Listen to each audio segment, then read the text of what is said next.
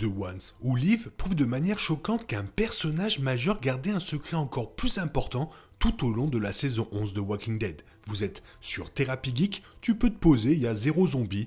Bonjour.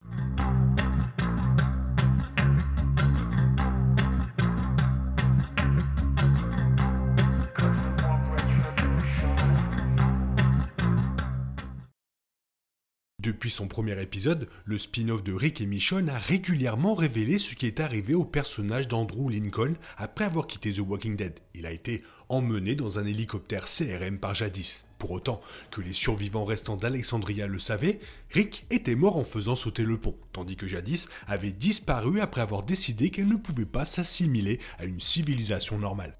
Le groupe principal n'avait aucune idée que Rick avait survécu jusqu'à ce que Michonne trouve des indices suggérant le contraire. Mais même jusqu'à la fin de The Walking Dead, aucun personnage n'a jamais découvert d'indices suggérant que Jadis avait aidé Rick, et ils ignoraient également l'existence du CRM.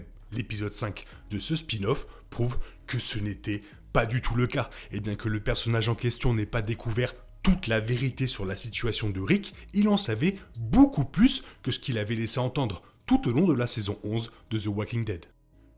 Des flashbacks dans l'épisode 5 confirment que tout au long de la dernière saison de la série principale, Gabriel rencontrait secrètement Jadis dans les bois près d'Alexandria. La première occasion s'est produite 3 ans avant la chronologie actuelle de The Ones Who Live, lorsque Jadis s'est approché de Gabriel alors qu'il était en train de chercher de l'eau. Ils se sont ensuite réunis chaque année, abordant brièvement leur vie depuis leur dernière conversation, mais discutant surtout de philosophie et de morale. Gabriel essayant toujours de convaincre Jadis de revenir. Si leur rencontre avait commencé 3 ans auparavant, Gabriel savait probablement que Jadis avait survécu dès la saison 10, et certainement tout au long de la saison 11. Il a même fait référence au manque de nourriture d'Alexandria au lendemain de la guerre avec les chuchoteurs lors de la deuxième rencontre. La plupart des habitants d'Alexandria ne se seraient probablement pas suffisamment souciés de Jadis pour considérer ces rencontres avec Gabriel comme un secret majeur. Mais Rosita l'aurait peut-être fait. Bien que la rupture de Rosita et Gabriel se soit produite hors écran, ils sont restés ensemble jusqu'à l'arc du Commonwealth, ce qui signifie que ces rendez-vous secrets avec son ex ont eu lieu alors que Gabriel était en couple.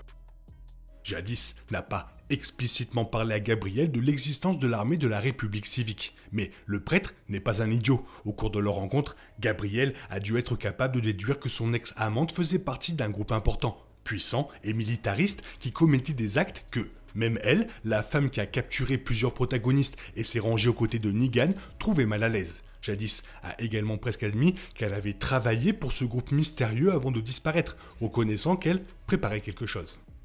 Il n'était peut-être pas au courant des détails, mais Gabriel savait absolument qu'un groupe puissant et maléfique opérait dans l'ombre et que l'un de ses membres connaissait l'emplacement d'Alexandria. En ne partageant pas ces informations avec le groupe, Gabriel a activement mis en danger Alexandria et les communautés alliées. Maintenant que Jadis est morte, il y a de fortes chances que le CRM découvre les informations qu'elle a laissées derrière elle en guise de plan d'urgence et anéantit Alexandria en réponse. Si Gabriel avait seulement dit à ses amis ce qu'il savait en discutant avec Jadis, Alexandria aurait pu être mieux préparée pour une attaque.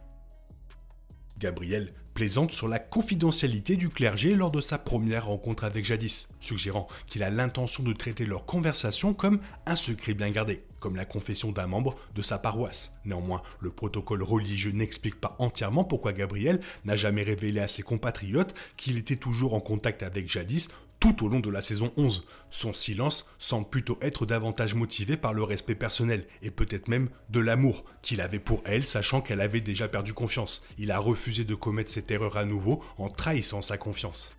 Il convient également de noter que Gabriel a délibérément pris soin de ne pas donner trop d'informations à Jadis lors de leur rencontre annuelle. Lorsqu'elle a posé une question sur l'endroit où se trouvait Michonne, Gabriel a affirmé de manière insaisissable que la veuve de Rick était en déplacement pour aider les gens. Il a également décrit les chuchoteurs comme étant simplement le groupe avec lequel nous étions en conflit. De toute évidence, Gabriel s'est montré à la hauteur des réticences de Jadis et a fait de son mieux pour ne pas divulguer d'informations que le groupe de Jadis pourrait potentiellement utiliser au détriment d'Alexandria. Si, à un moment donné, Gabriel avait découvert les pleins pouvoirs du CRM ou appris que Rick y était retenu captif, il aurait sans aucun doute rompu sa promesse de confidentialité.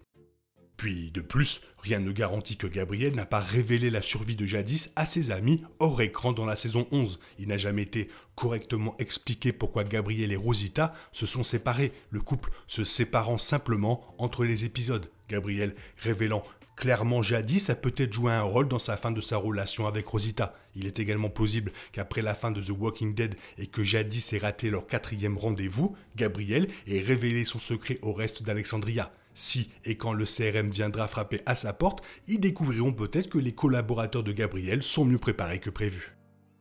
Pour conclure, l'histoire d'amour de Rick et Michonne mettant en vedette le couple se remettant enfin ensemble après des années de séparation, rentrant presque à la maison sans l'intervention de Jadis. Désormais, ils vont être obligés de retourner au CRM pour s'assurer qu'Alexandria ne soit pas découverte tout en découvrant le but ultime du groupe. La bande-annonce indique que le couple pourrait essayer de les empêcher de mettre en œuvre la prochaine étape de leur plan, ce qui rend difficile de savoir s'ils vont vraiment rentrer chez eux.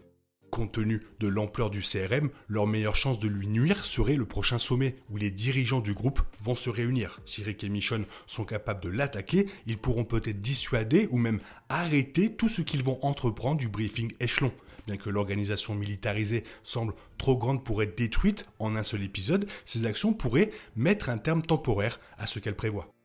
Toutefois, il est également possible que ce que Rick apprend lors du briefing le fasse changer d'avis. Peut-être qu'il comprend maintenant pourquoi le CRM fait ce qu'il fait. Cela pourrait potentiellement conduire à une saison 2, créant une histoire plus complexe alors que leur lutte pour entrer chez eux se poursuit, mais sous un nouvel angle. Avec un final imprévisible à venir, le prochain épisode du spin-off de Rick et Michonne pourrait être le dernier ou le début de quelque chose de nouveau. Alors, qu'est-ce que t'en penses? Salaud ou pas salaud? Ah, ce Gabriel alors, du début jusqu'à la fin, il a pas lâché l'affaire lui, hein. Toi, qu'est-ce que tu en penses? Fais-moi part de ton avis dans la zone commentaire. Sinon, il est temps pour toi de reprendre le cours normal de ta vie. On se retrouve bientôt pour une nouvelle vidéo. Attention derrière toi, un zombie. Bisous, bisous, bye bye.